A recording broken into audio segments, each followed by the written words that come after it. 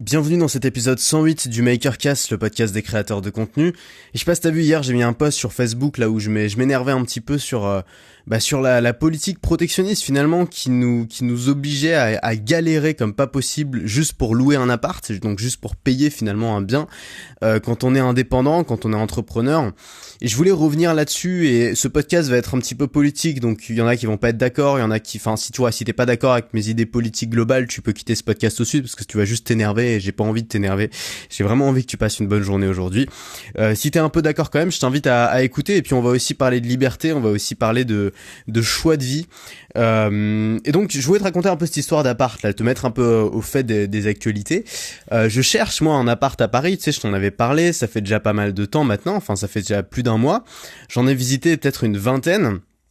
J'ai envoyé pas mal de dossiers et ils ont tous été refusés, ou ils sont tous fait passer devant par d'autres dossiers qui étaient meilleurs que le mien. Et donc j'ai eu que des réponses négatives, et c'est vraiment difficile pour moi d'avoir l'appart que je veux. Alors évidemment, je cherche pas un studio au premier étage, je cherche un truc un peu sympa, je cherche un truc, tu vois, qui correspond à mes revenus, au style de vie finalement que j'ai pu me créer en étant entrepreneur, c'est-à-dire un appart de 50 mètres carrés dans le centre de Paris, un petit peu lumineux, un peu sympa, tu vois, mais qui sont largement dans mes prix. Et c'est une galère pas possible d'en avoir un, et t'as des gens qui te passent devant simplement parce qu'ils sont en CDI, alors que toi, quand t'es entrepreneur, forcément c'est difficile de prouver que tu vas continuer à avoir ces revenus sur le long terme, et t'as beau avoir des bons revenus, c'est-à-dire un chiffre d'affaires au-dessus de 10 000 euros par mois, et 3 garants qui sont quand même solides, tu vois, j'ai la chance d'avoir des garants, donc j'imagine même pas les gens qui sont entrepreneurs et qui ont pas de garants, tu vois, ça va être bien pire pour eux. Et finalement, tu te retrouves avec des gens, avec des agents immobiliers qui te prennent un peu de haut, tu vois, qui te parlent comme si t'étais un enfant, qui te disent en gros de retourner dans un logement étudiant, de te mettre bien dans la case de laquelle t'as essayé de te sortir, de pas faire d'histoire, tu vois. Et pour moi, c'est vraiment, mais enfin, tu vois, je peux pas m'empêcher de m'énerver. Alors, je fais pas ce podcast pour me plaindre, hein. Tu verras plus tard qu'on va parler d'un sujet qui va être au-dessus de ça, mais je trouve ça vraiment hallucinant en fait. Où est-ce qu'on en est arrivé avec cette espèce de protectionnisme radical français, où on va essayer de tout protéger, et en fait qu'on arrive à une situation absurde où au lieu de protéger les gens qui en ont besoin, on se retrouve à protéger les gens qui en profitent. Pourquoi ? Parce que on se retrouve finalement avec cette histoire de logement, à force de vouloir à tout prix protéger les locataires, on se retrouve dans un système où c'est légal de ne plus payer son loyer. Ça veut dire que si demain tes locataires t'arrêtent de payer ton loyer, quelle que soit la raison, t'as le droit de pas payer, tu vois, on va rien te dire, t'as le droit de pas payer et de rester chez toi. Alors on va faire chier un petit peu tes garants, ou alors, tu vois, mais toi on va te foutre la paix. C'est-à-dire t'as le droit de vivre dans un appart et de pas payer, ça s'appelle être un squatter. Donc t'as le droit aujourd'hui d'être un squatter. Par contre, si t'as largement de quoi payer et que t'es d'accord pour te barrer de l'appartement le jour où tu pourras plus payer, c'est-à-dire si t'es un honnête citoyen en quelque sorte, tu vois, t'as plus le droit. C'est-à-dire qu'on te juge un peu comme un criminel. On te dit ah non mais toi t'es pas de confiance, tu vois, t'es entrepreneur, c'est quoi ce truc, c'est risqué, machin, on va pas même si t'es d'accord pour partir quand tu veux. Et ça va même tellement loin, ce système de protection, que c'est illégal. J'ai demandé, tu vois, c'est illégal de payer son loyer à l'avance. C'est illégal de payer son loyer à l'avance, mais c'est légal de squatter sans payer son loyer. Tu vois le système dans lequel on est arrivé. C'est illégal aussi de payer, de donner une garantie de plusieurs mois de loyer à l'avance. Tout ça est illégal, et finalement la seule chose, enfin tu vois, tout ça est illégal alors qu'il y a une chose légale, c'est de rester dans l'appartement sans payer. Et en fait, pour moi, cette espèce de protectionnisme radical français, c'est vraiment ce qui coule la France. Enfin, moi, j'adore la France. C'est vraiment un pays que j'aime beaucoup. Alors, je pourrais vivre autre part, hein, tu vois, ce serait pas une torture non plus. Je pourrais m'adapter à un autre pays, je pense. Mais la France, c'est quand même un pays magnifique. Il y a une histoire qui est impressionnante. Moi, je vis à Paris, qui est pour moi la plus belle ville du monde, pour en avoir vu beaucoup d'autres. Pour moi, avec New York, c'est vraiment les deux plus belles villes du monde. Et je trouve ça triste en fait que ce soit un peu pourri par cette espèce de protectionnisme qui privilégie toujours les mêmes personnes au détriment de la liberté et de la simplicité. Parce qu'on faut pas se mentir, aujourd'hui tout est extrêmement complexe en France. Il y a une espèce de lourdeur administrative qui est due à une chose, qui est due à ce protectionnisme, qui est due au fait qu'on crée toujours plus de lois pour protéger toujours les mêmes personnes, et qu'à côté de ça, ça crée une espèce de complexité, mais qui est ridicule, tu vois. Enfin, moi, j'ai fait des cours de fiscalité quand j'étais en école de commerce, et c'est ridicule, en fait. Il y a pas d'autre mot. C'est-à-dire que tu regardes tous les abattements, tous les systèmes, toutes les lois qui existent pour gérer la fiscalité des gens, mais ça tourne au ridicule tellement c'est complexe, en fait. Et aujourd'hui, c'est rien que de remplir sa fiche d'impôt, c'est une galère pas possible. il faut pas s'étonner que les gens aient pas envie de les payer après, tu vois. Parce que si non seulement tu dois payer, mais qu'en plus tu dois te faire chier pendant 3 jours pour comprendre comment ça marche, tu vois, ça crée un peu de la frustration, je pense. Et finalement, ce protectionnisme radical est poussé à bout et qui est toujours demandé par toujours les mêmes personnes qui continuent toujours à aller dans la rue pour le demander. Ça crée une nouvelle caste. C'est plus la caste des riches ou des nobles qui pouvait y avoir avant, tu vois. C'est la caste des frileux. Moi, j'appelle la caste des frileux. C'est des gens qui ont droit à tout, parce que c'est les gens qui vont dans la rue, c'est les gens qui se battent pour leurs droits. Alors, ils sont pas frileux quand il s'agit d'aller en plein décembre dans la rue. Ça, pour le coup, ils sont pas du tout frileux. Par contre, dès qu'il s'agit de faire un boulot qui est un petit peu risqué, faire un boulot où ils risqueraient de perdre un peu des droits, où ils risqueraient de sacrifier un petit peu de confort, là, il y a plus personne. Et ces gens-là, ils ont la culture de la rue. En fait, c'est ça le problème, c'est que ces gens-là, tu les vois toujours dans la rue. Tu t'es jamais demandé pourquoi il y avait toujours les mêmes personnes dans les manifestations, dans la rue, toujours les mêmes drapeaux, toujours les mêmes choses, parce que c'est cette caste-là, cette caste des frileux qui ont déjà énormément de privilèges, de droits, et je sais qu'en disant ça, je vais me faire des ennemis, mais c'est vraiment, enfin, tu vois, tu creuses un peu et tu te rends compte que c'est le cas, ils ont la protection suprême de l'État, mais tu vois, ils sont toujours dans la rue.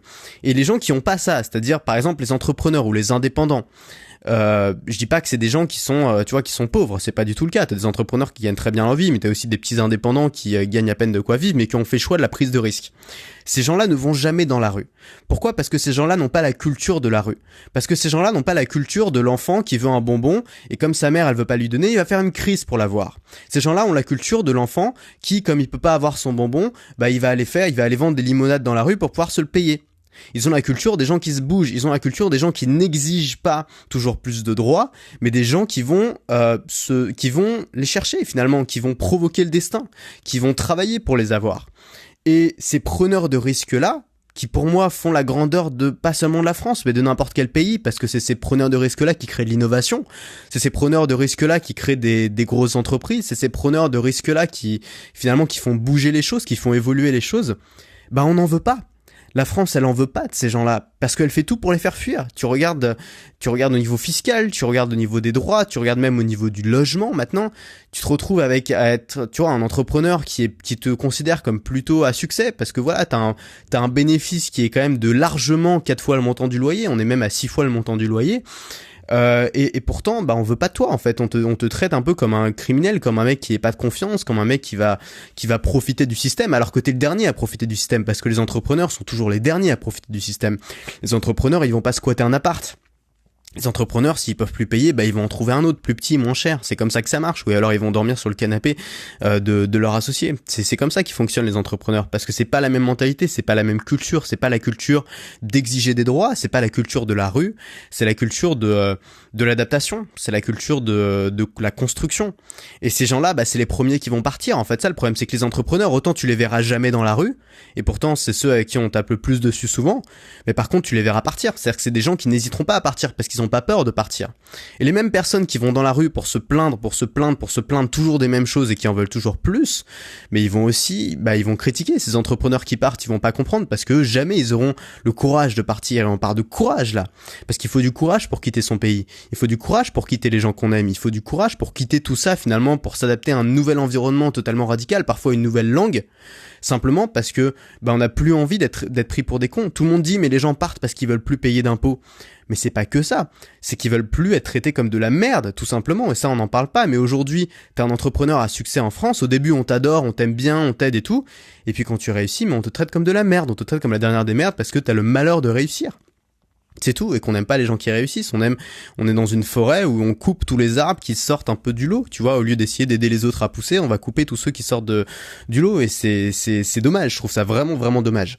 Alors, évidemment, je vais pas arrêter ce podcast ici parce que tu me connais, mon but c'est pas justement de faire partie de cette catégorie de personnes qui se plaignent et qui attendent qu'on leur donne des trucs. Je voulais te faire passer un vrai message. Le message de ce podcast, c'est que malgré tout, pour rien au monde, je repasserai dans le monde des frileux. C'est-à-dire que j'ai été dans ce monde-là quand j'étais étudiant, finalement t'as pas vraiment le choix, tu fais partie du système, t'es en plein dedans.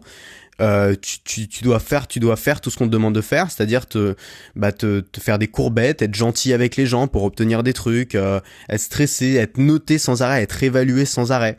C'est-à-dire ce monde que moi j'ai voulu fuir tout le temps parce que je le détestais.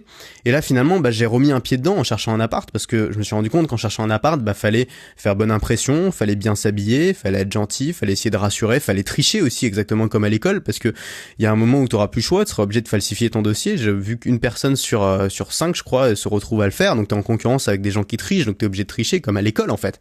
Et te retrouves exactement comme à l'école à essayer de faire bonne impression, à essayer de bien t'habiller pour avoir des bonnes notes, à essayer à être obligé de tricher pour être bien vu, ce qui est triste en fait. Et c'est ça le monde des frileux finalement.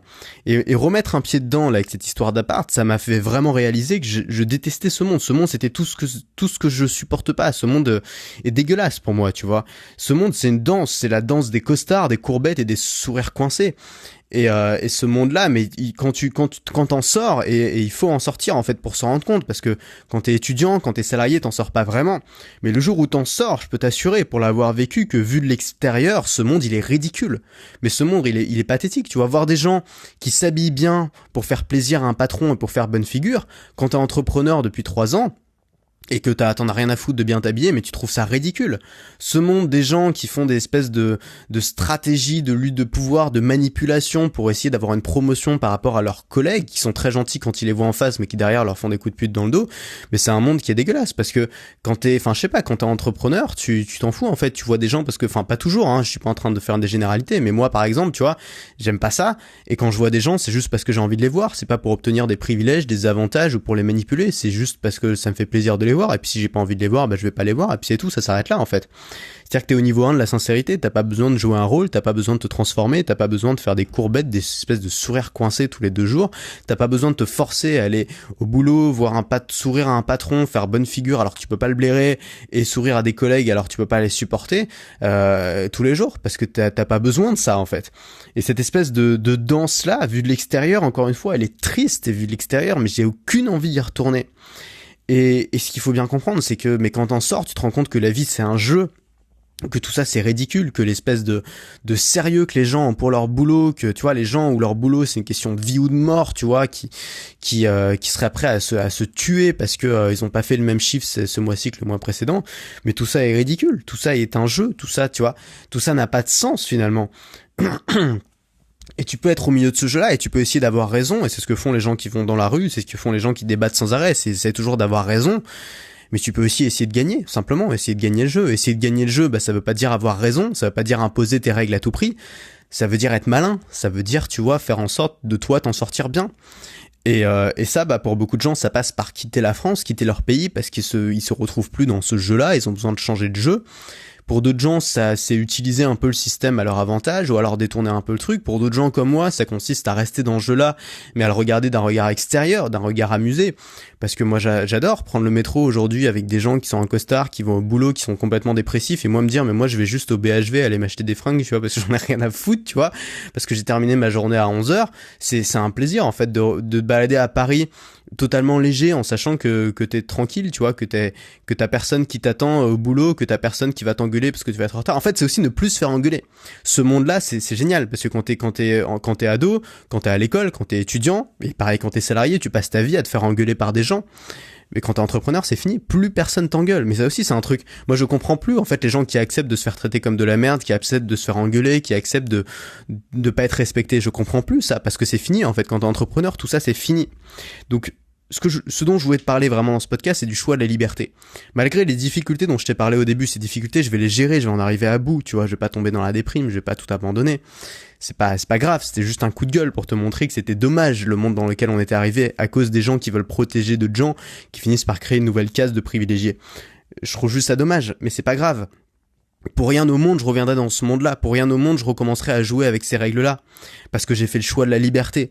Et ce choix-là, mais c'est un choix qui a tellement tout changé, qui te permet d'avoir un regard extérieur, d'avoir un regard amusé, d'avoir une telle légèreté, de prendre tout, d'arrêter de tout prendre au sérieux, d'arrêter de te voir comme grave, d'arrêter de te faire engueuler. Les gens, quelqu'un t'engueule, mais mais c'est fini, tu la vois plus, cette personne-là.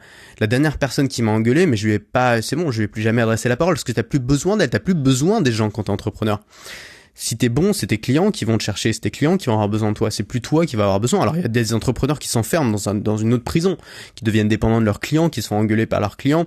C'est une autre forme d'enfermement, je pense qu'il faut faire attention à pas tomber là-dedans. Mais si t'arrives à être vraiment libre, c'est-à-dire à pas être dépendant de 2 ou 3 clients super casse-couilles, pas être dépendant d'un patron, pas être dépendant de collègues de travail ou d'associés, et que t'arrives à bosser avec des gens qui te plaisent, avec des gens qui te respectent, mais c'est fini tout ça en fait. Tout ce monde d'espèces de contraintes, de dépression, du métro boulot dodo, des gens qui se plaignent toute la journée parce qu'ils sont engueulés avec leurs collègues ou parce que leur patron leur a fait une remarque désagréable, tout ça c'est fini.